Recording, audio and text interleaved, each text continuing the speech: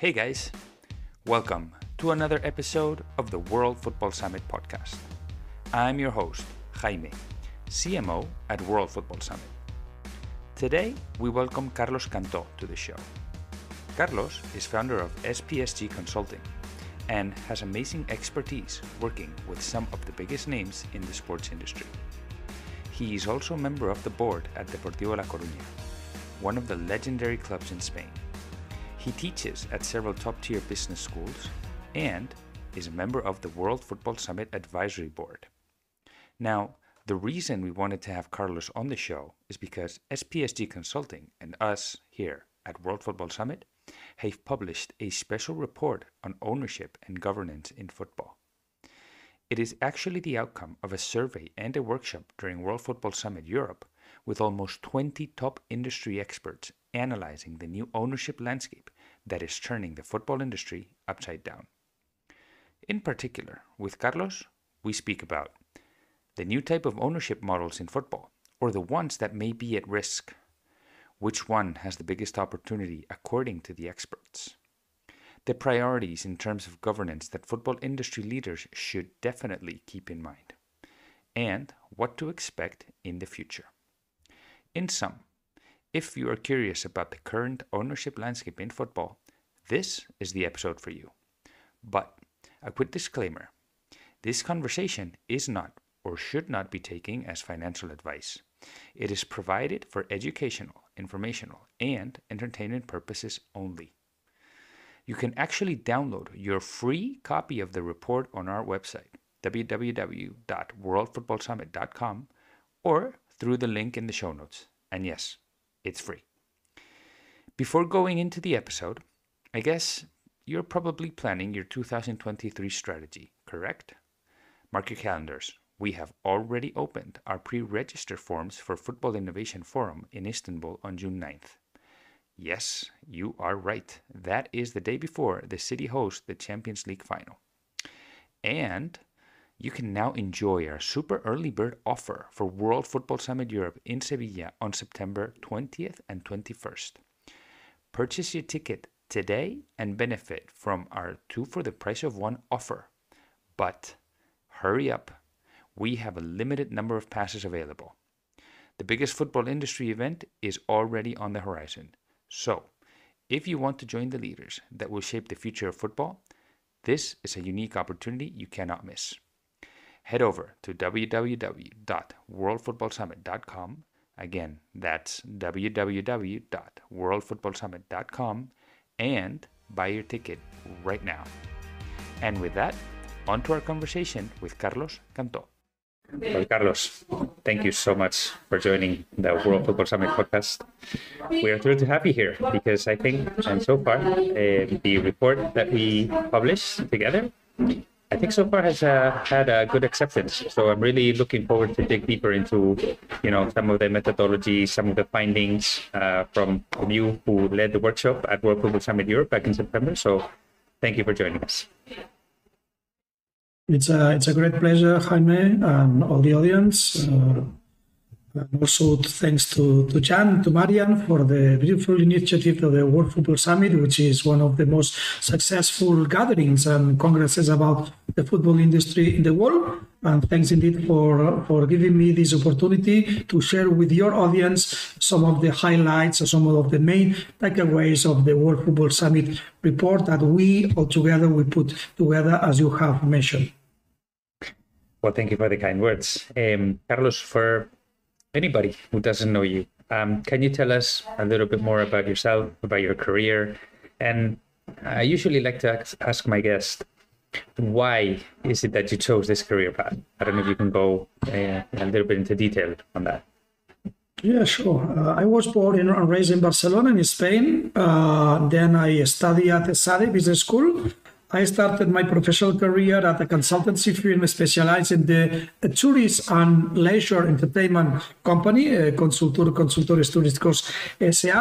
After only 2 to 3 years, I became partner of the consultancy firm, specialized again in tourism and in leisure. through an MBO, management buyout. And then we sold the company. I moved to Tercegos, which at the end of the day was the buyer of Consultur. And then I moved to IMG. I joined IMG back to 2003, thanks to a colleague and friend of mine, Jordi Sallés, who used to work at IMG as vice president of the tennis division, headquartered in Barcelona, in Spain, at that point of time.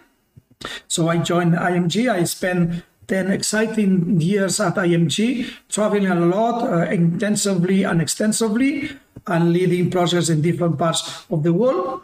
And then I moved to Lagardère Sports 10 years after, again, where I spent 2.5 years also at Lagardère as vice president of the consulting division, always based out of Barcelona in Spain, but traveling a lot and leading projects in different countries. So far, I have been leading projects in 26 countries and counting. I'm saying leading, not participating, leading projects in 26 countries and leading. And then in September 2016, I created my own boutique consultancy firm, specialized in sports and entertainment as well, and sponsorship, called SPSG Consulting. In addition to this, I am a member of the board of directors of Deportivo de A Coruña, a football club who used to win the Spanish League back to 1999 and 2000 season. Now we are playing at the third division. So since February 2021, I'm a member of the board of directors of that club. And also I'm a member of the board of directors at the Spanish Marketing Association and the guy in charge of everything related to sports. Also, I'm a professor, a sport business professor at the SADE Business School, as well as IE, Instituto de Empresa, as well as I'm lecturing at FIFA, La Liga Business School, and Escuela Universitaria Real Madrid, for example. And sorry, I forgot, I'm a member of the advisory board of World Football Summit, as well as other startup companies such as Oklo, for example, or the Stadium. I was actually going to mention that you're also a member of our advisory board. And congratulations on such an accomplished career. I mean, that would do for a podcast on its own. I guess I do want to ask about SPSG Consulting. No? What do you specialize in? What work do you do? I don't know if you can mention, obviously, whatever you can mention, some of the projects that you've done in the past so people can get a sense of the type of work that you do. Yeah, sure. Basically, we are a boutique consulting firm. We are not a lot of people, but we work intensively and extensively, not only in Spain, but also in different countries. We basically add value in terms of the value of specialization, in this case, the sport and entertainment sectors, with a lot of objectiveness. And I have a lot of networking, as you know, and a lot of experience that I put all this experience, creating value for our clients and thinking out of the box as well. We're specializing in marketing, in strategy, in innovation, as well as in research, as well as in sponsorship. Among other clients, federations. We are working for many federations, as well as clubs, football clubs, basketball clubs, etc., leagues, events, competitions, as well as investors and media companies. In addition to this, we are also advising brands how to strategize or to help them to put together both the sponsorship strategy as well as the sponsorship activation strategy. And it's a great pleasure to work for all of them and having the opportunity also to learn from them, obviously. That's fantastic. And anybody who wants to learn more, I definitely recommend you check out the SPSG Consulting's website to get a sense of the type of work they do. But today we're here to talk about, we said at the beginning, a report that we just published just last week on ownership and governance in football clubs, giving all of the dynamics. So I want to ask, why do you believe this was a necessary report for the industry, for the football industry? The report that we all together, the World Football Summit, as well as SPSG Consulting, put together, the main reason is that we identify that the football industry is growing, but not only growing in terms of spectators, in terms of the audience, in terms of the revenues, in terms of the incomes, but also in terms of professionalism. And this is extremely important. Extremely important from a governance perspective, because the governance of the sports, football in this case, industry is also evolving, both from a club perspective, but also from a federation, and especially from a league and events competition perspective. That means that also the ownership model is evolving. We have analyzed many cases. We came up with a model that afterwards I'm pretty much sure, but that will have the opportunity to share the main takeaways with all your audiences. And it is one of the main takeaways of the report that was put together again by World Football Summit and SPSG Consulting, taking into account three different type of sources of information. First of all, secondary information already existing. Second, we conducted an online survey among experts in different parts of the world, always as part of the football industry. And then we organized all together again with Football Summit and SPSG Consulting a very extremely interesting workshop during the World Football Summit Europe edition in Sevilla in 2022 in September, with a selected group of notched top experts and professionals of the industry, of the football industry. I highly recommend anybody here. I mean, totally true. That workshop was amazing. And if they want to see who participated in that workshop, I fully agree. They were top-notch professionals from the industry, and you can see their names on the report. So make sure, we're not going to go into details on their names right now. Before, I want to go a little bit into detail into some of the conclusions and some of the dynamics. But before we do, was there anything after have done the study and the workshop that stood up for you? Any 2-3 things that you believe, wow, either you weren't expecting or confirmed some previous beliefs that you have? Yeah, sure. I mean, basically, we had the opportunity, again, along with the experts that we consulted and the ones that participated in that workshop that took place in September last year in 2022, about several kind of hypotheses. First of all, the evolution of the sports industry, and then the different type of, let's say, business models, as well as a type of ownerships. So basically, we came up with 3 type of ownership models that are growing and growing. The first one is the conglomerates, whether it would be monosport conglomerates, in this case, the football conglomerates, or multi-sports conglomerates. For example, the Harris Blitzer of the world, of the, other Fenway Sports Management, etc., companies that are actually owning and running different clubs in different sport disciplines. So conglomerates, again, whether it would be mono or multi sports. Then the increase of interest for the sports industry, in this case, the football industry, by investment funds and private equity firms, whether would be taking control of the ownership and the management of the clubs, or investing by acquiring rights that belongs to clubs or belongs to leagues or even belongs to federations. I'm talking about media rights. I'm talking also about commercial rights. I'm talking also about venues rights. And also, generally speaking, the increase of professionalism within the industry, not right now, but also moving forward. And why do you believe all of these dynamics, they seem much more professional now? Well, they seem no, right? They probably are. Why have they emerged now? What do you think is the reason? I mean, the sports industry, as you know, accounts for between 1.5 to 2% of the global GDP in the world. In Europe, it accounts for 2.12% of the European Union before Brexit GDP. In Spain, for example, it counts for 3.3%. And the main sport and the main industry within the sports industry is actually football.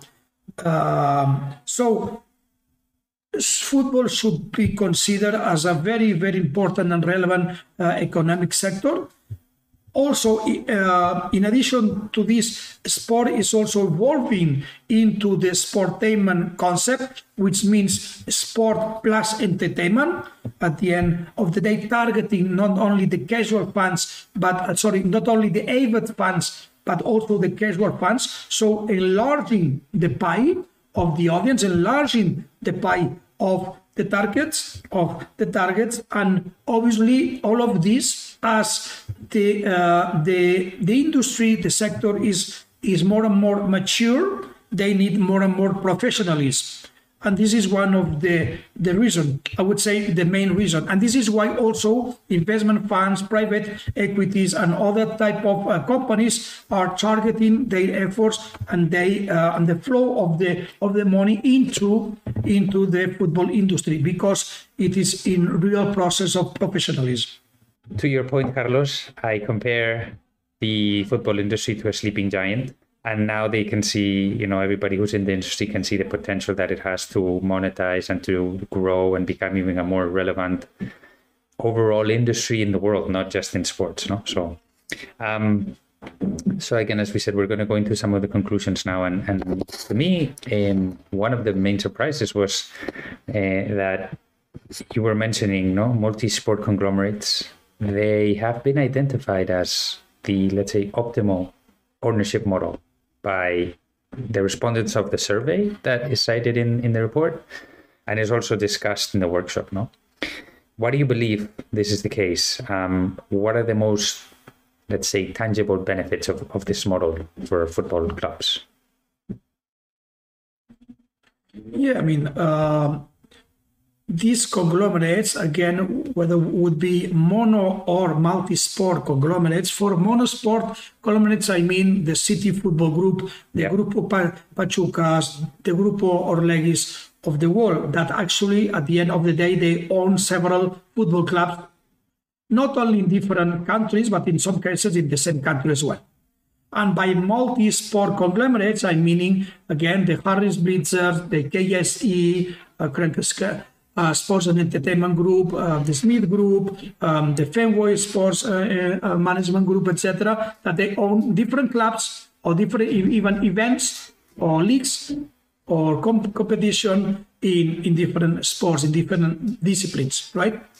So at the end of the day, what multi-sport conglomerates are looking for is also about two things. One is diversify their risks, whether it would be in terms of countries, whether it would be in terms of competitions, whether it would be also in terms of sports.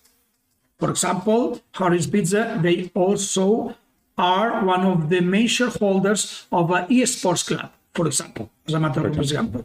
So diversity of risk, but also the generation of synergies between and among the different clubs that they own. In terms of centralized services, providing services to the different units of these conglomerates, which means at the end of the day that can generate synergies, providing these services to the different clubs, centralizing these services so they can create synergies and economies of scale at the same time. I agree. And this, it comes to mind the example with the New York Yankees and AC Milan, owned by Redbird Capital, where they are also doing cross promotions to, access new fans in different markets. So AC Milan gets a door opener into the American market, which is going to be critical from here until the celebration, they host the World Cup. but also the New York Yankees get, a foot into the European market, no? So it's a very interesting model, definitely. And speaking about Redbird, CVC, Sixth Street, you have seen a lot of large investment funds and private equity firms entering this space during 2022. But there's still some experts that kind of doubt this model. Is this because, well, at least the way I thought about it is maybe it's because the mindset is more a short, medium term? Would that be the reason? Yes, I would say the following. First of all, a change of set of mind means also that as at the end of the day, we are human beings, right? We are reluctant, as per definition, we are reluctant to change. So change should be presented in a nice way, and providing the tools and the procedures and processes in order to digest this change. So a lot of people are still reluctant to admit that the football industry is also changing and evolving. That's as the first point. The second point is that football industry, but football itself as sport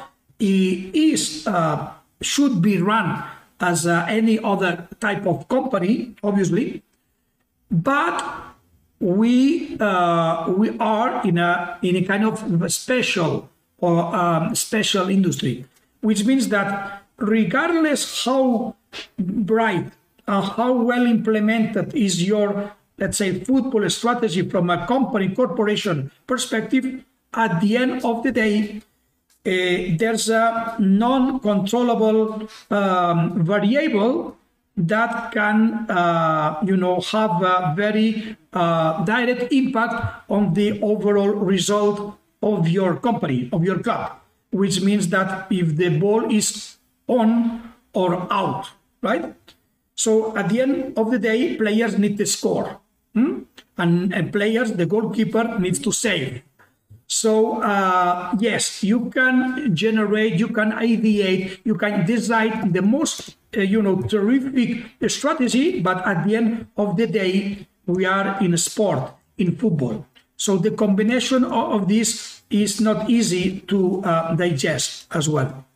And the third point, it is that in the past, there has been some successful stories about investment funds, private equity, taking control of some clubs, but also there have been some bad examples or practices that not have been that successful, and in principle, it has an impact on the, expectation of what to expect when an investment fund or private equity is interested in acquiring your club, for example.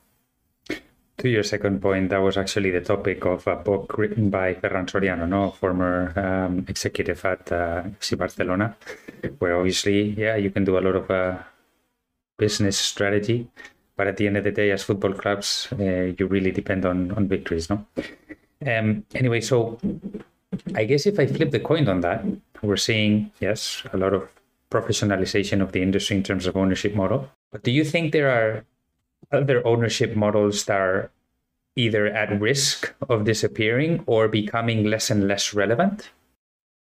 I would say this is not only my opinion, but the vast majority of experts that were consulted in the survey that I explained to you, and also as the vast majority of participants at the workshop that took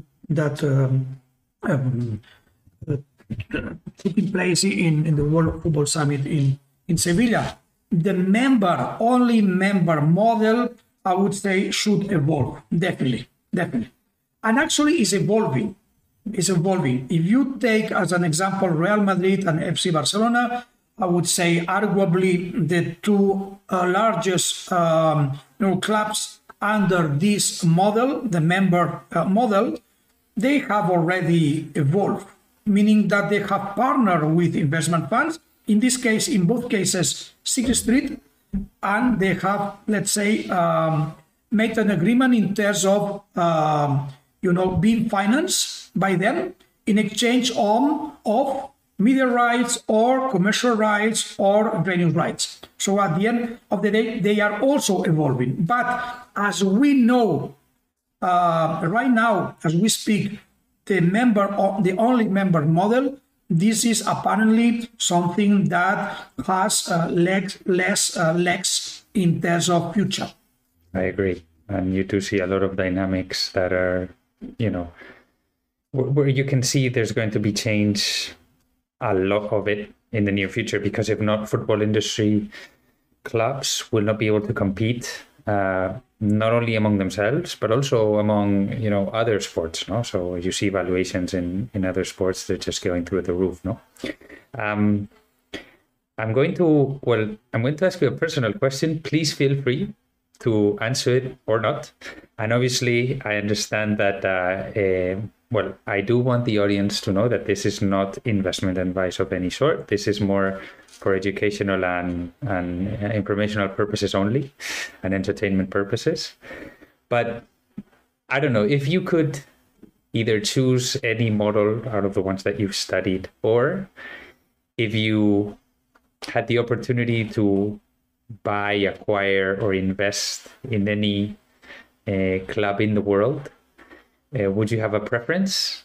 So, as a parenthesis, hope that this year, 2023, will be promoted again to the second division. Yes, I'm talking now not as a member of the board of the Deportivo de A Coruña, please, but as a consultant, okay, and a member of the advisory board of the World Football Summit. I think that I like the conglomerate model, to be honest. Again, whether it would be mono or multi-sport conglomerate. I also like the model of investment fund and private equity, taking not only control in some cases, but also helping leagues, conferences, competitions, events, clubs, and even federations, by acquiring their media rights or commercial rights or venue rights. But at the end of the day, what I would suggest or recommend is to assess the property that it is in process to be acquired. It is not only what model to apply and who is the part who acquires these rights or these clubs, but the club itself. So in this term, I would recommend to assess very, very carefully the brand of that club, the location of that brand, of that club, obviously the unlock potential of that club, the level of professionalism of people inside within the organization working day in and day out in that club, and also the capacity to invest moving forward. So do not overpay for clubs or leagues of competition. Let's assess really the value of that club, of that competition, of that event, of that league now and moving forward, and identify also the opportunities in a very realistic way. To your point, this reminds me of a conversation that I had with Felix Torralba, Chief Revenue Officer at RCD Mallorca. And we were discussing similar framework where we had three circles. So one was, as you said, the environment. So in their case, Mallorca has, tourist destination, purchasing power, etc. Let's say the club assets. What does the club bring to the table from a unique perspective, and also the fan and the potential fan and sponsors that they can attract based on those. No? So if you get into the, let's say, sweet spot of those three circles, you have good opportunities or greater opportunities to succeed. No.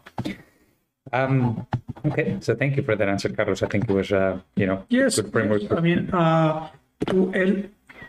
To elaborate a little bit more on what you are saying, which is absolutely perfect, I would say, and taking as an example Deportivo de A Coruña. We, as Deportivo, we are right now, this season, we are playing still at the third division, Primera Federación in Spain. but we are more than 24,000 members. There you go. 24,000 members, which ranks more or less number 8, number 9 in Spain. So a top 10 club in Spain, with a stadium of more than 33,000 seats. So yes, Champions League stadium. To assess exactly, Abanca Riazor is again, it should be top 10 stadium also in Spain. So to assess the opportunity to acquire a club or to do business with, etc., you also need to take into consideration the unlock potential. Okay, not just if they are playing right now at the Champions League or whatever, but the future. Okay, the future. Fantastic. And part of the future is also marked by the legacy, and clubs like Deportivo have that legacy behind them. That's something that needs to be factored into account. No? Now, absolutely, and the loyalty of the fan base. There you go. Loyalty of the fan base. At the end of the day, it's a fantastic cocktail that you need to create there. And if you have all the elements, the more you can add to the recipe, the better. No. And then the report also talked about governance, which at the end of the day makes sense, because as this industry becomes more professionalized in terms of ownership, it does seem like a logical consequence that governing those football properties, it becomes more complex, no? And while governance is something that you can, well, it touches so many realms. What were the three, let's say, topics that either the participants in the survey or the people that participated in the workshop identified as key priorities for the future? Yeah, absolutely. Governance is key. Again, in the football industry right now, as we speak as well. So moving forward, I would say the three main axes of the governance are the following. First of all, sustainability. Sustainability in four sub-axes or 4 steps. First of all, economic sustainability, for sure, environmental sustainability, social sustainability, but also in the sports industry, and specifically in the football industry, sport sustainability. Means that at the end of the day, you need to win games. And you need eventually to win trophies or be, top 10 or at least playing in the first or in the second division in your country, and if possible in European or continental competitions. So the 4 axes or angles of sustainability: economic, environmental, social, as well as sport sustainability. The second axis would be transparency. Transparency, which is very, very important when it comes to governance, and governance in this growing industry, which is football. And also comparing to previous times where transparency was not the big, or best example. Okay? And the third one, again, and forgive me for insisting in this word, in this concept, is professionalism. Okay. To me, it's encouraging to see that ESG is at the top of the list in terms of priority. To me, it suggests that the industry is also looking to, do well by doing good. Would you agree that is the case? Absolutely agree. Absolutely, Jaime. Do well by doing good. But I'm not saying well, good. I'm saying doing good. Doing good. I fully agree. I mean, there is no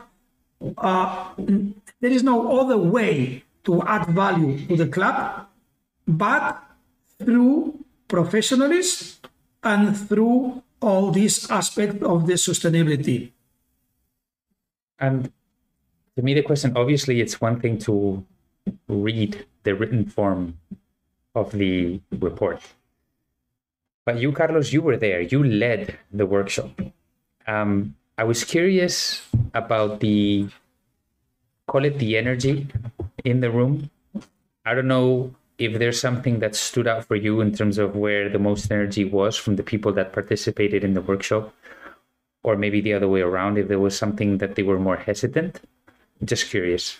Sure, the workshop was a great experience. The panel of people that participated in that workshop included investors, included C-suite level clubs, directors of clubs, as well as a couple of consultants, for example. It was really a very experienced group of people, of experts, and the debate was extremely positive and ritual.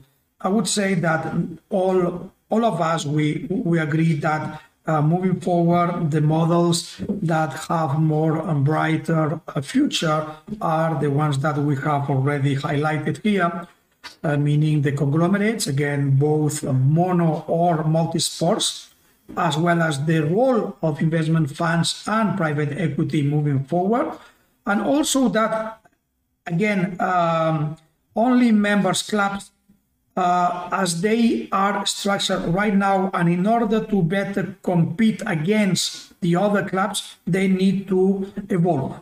And evolution means also eventually, again, as Real Madrid and FC Barcelona have already done, is to partner with private equity and investment funds, such as in those cases, Sixth Street, to let's say sell at some point. To some extent, it's not really sale, but it's a cooperation in terms of media rights, commercial rights, revenue rights, etc. This is where the energy, as you have mentioned, of the workshop peak, absolutely, in these models. Yes. Okay, thank you for that. Before moving into the final section, Carlos, you were mentioning about the different models. And I guess I'm thinking now about the future. Do you see Web3 playing a significant role in the emergence of new ownership models? And I'm specifically thinking about DAOs. And I understand now it's not the perfect time to talk about Web3 and DAOs, but it is out there. So I don't know if you have any thoughts on that. Sure. I mean, Web3 brings and offers the opportunity for clubs and leagues to increase the revenues. And in terms of ownership, as you have mentioned, DAOs, but still in a very infancy stage. At the end of the day, through a DAO would be similar to only members, but through Web3. But still, again, in infancy. There are a couple of examples in the United States of America in terms of motor sports, in terms of sailing as well.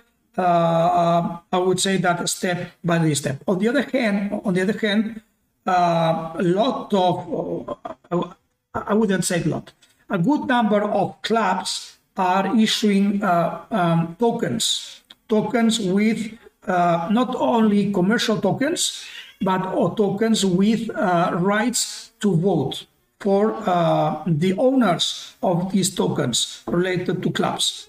In these regards, I can see a future here for members or investors even to acquire these tokens with rights to vote in selected areas of the governance and management of the clubs. That's for sure. That's a good point. And I agree that has a lot of potential, middle and long term. Anyway, Carlos, we have a few minutes left, and I want to be respectful of the time, and I want to make sure I add these questions in. So I don't know if you've studied and you've been exposed to many football clubs, and this research has given you a lot of information. I don't know if we can identify for the industry to learn about good examples or a benchmark in terms of ownership and governance. Is there a club or a out to you? I mean, as a league, I would say that everybody can arguably agree that the NBA is leading the pack in terms of a lot of things, in terms of innovation, in terms of media, in terms of governance, in terms of ownership of the league, as well as the governance of the clubs. When it comes to football, I would say that a very, very interesting model, very, very interesting example that represents a model, in this case, the monosport model, conglomerate model, is City Football Group. City Football Group that at the end of the day is owned by three companies, three investment funds. One, the majority, one is coming from Abu Dhabi, Newton Investment Fund. The other is coming from the United States of America, Silver Lake, and the other is a Chinese company, CMC. So I would say that this is a model to bench. This is a model to analyze and eventually to replicate, but adapting, because the characteristics of the investors are different. The countries where City Football Group is located is also, you can invest in other countries as well. But this is a kind of successful model, again, that eventually can be adapted to other situations and to other companies. And the results are there. So, I mean, that's the reality, no? They're doing fantastically well, both at the athletic performance level, but also at the business performance level, no? Yeah. And under 13 clubs actually are part of this conglomerate. 13. It's truly with the last edition of Brazil. A week ago, really. But there are other, I would say that Harris Bitzer from a multi-conglomerate perspective, or KSE, or even, investment funds, such as not only CVC, but Redbird, for example, etc. They are doing great, absolutely a terrific job. Definitely. I think it's good for the industry. It elevates the healthy competition to have more better run clubs, which at the end of the day is going to affect the quality of the game, if you ask me. So I think it's a positive on all fronts, no? Absolutely. At the end of the day, the more professional is the board of directors and all the executive and directors of the club, the more incomes and revenues you can generate, the more value you can generate also for the shareholders, and the more possibilities and probabilities is that you are going to score one goal more than the opponent. But there is no certainty that you are going to score more than the opponents, despite the fact that with more professionalism, you have more opportunities to achieve this goal. I agree. The pattern that I have identified by speaking to other professionals in the industry like yourself is that in reality, performance data and commercial data are linked in a way. They're not separate entities. In a way, they feed off each other, no? So it's a tricky balance to get both in equilibrium, if you want to say it like that, no? And in that regard, what with these new dynamics, this new reality, where there's a lot of professionalism going into the industry from the ownership side, do you think football industry leaders should have any special traits, characteristics that gets them prepared for this new reality? A couple of years ago, we helped the Global Sports Innovation Center powered by Microsoft, GESIC, which is, as you know, one of the main innovation organizations in the world, which is led by Iris Cordova, to put together a very, very interesting report about, professional competences linked or within the sports industry. And we consulted many, many different experts around the world, and the main conclusion is that the main professional competences that are needed within the sports industry are soft skills. So teamwork, leadership, commitment. The second was basically the knowledge of the sports industry, and the third was basically project management. So from A to Z, in terms of planning, in terms of monitoring results, in terms of budgeting, etc., etc., etc. So at the end of the day, we see a lot of examples of very, very bright professionals that are currently leading the football industry that had no experience in the football industry before joining it. So actually, it's a combination of the experience from a business perspective, always thinking forward, sometimes thinking out of the box, combined with the experience and the knowledge of the insights of the football industry itself. That's very interesting. Thank you for that. And I think the industry can learn a lot from that answer. I hope they took notes. And anyway, Carlos, I just have a few questions left, because it's been a great conversation so far, but I'm curious, you've done a lot of research, you have a very powerful network, you speak with a lot of leaders. And I just want to know, what is the outlook or the feeling you have for the future of the football industry? What are you most excited about? Are you optimistic? Or is there anything that leaders should be cautious about under this new, let's say, environment? I don't know, any words of wisdom you can share? By nature, I'm not optimistic. I'm realistically positive, which is quite different, right? I see a lot of potential in the football industry, still a lot. If you assess rightly the opportunity. Again, do not overpromise, do not overpay, be realistic, but also think out of the box, think professionally and with a good governance. This is my let's say, set of criteria and in order to analyze the situation and trying to design the strategy moving forward. And obviously always with the 4 axes of sustainability in the sports industry. Again, economic sustainability, environmental sustainability, social sustainability, as well as sport sustainability. So all these 4 axes of sustainability that you need always to take into account. It's funny, I had a very similar conversation with Daniel Bernard from Kickoff, where he pretty much said the same thing. I think he called it a realistic optimist. And it made me think about Jim Collins and his book, where he was citing the Stockdale paradox also, which is a similar concept as well, where you have to think positively about the future, but really don't kid yourself too much. No, you have to really accept the reality as it is and play around and dance with it as it is. No. Anyway, Carlos, thank you so much for this conversation today. You just mentioned a few key learnings that people should take into account regarding the report. I don't know if there's any other lessons or messages or ideas that you want to leave the audience with regarding the report that stood out for you or you want to highlight.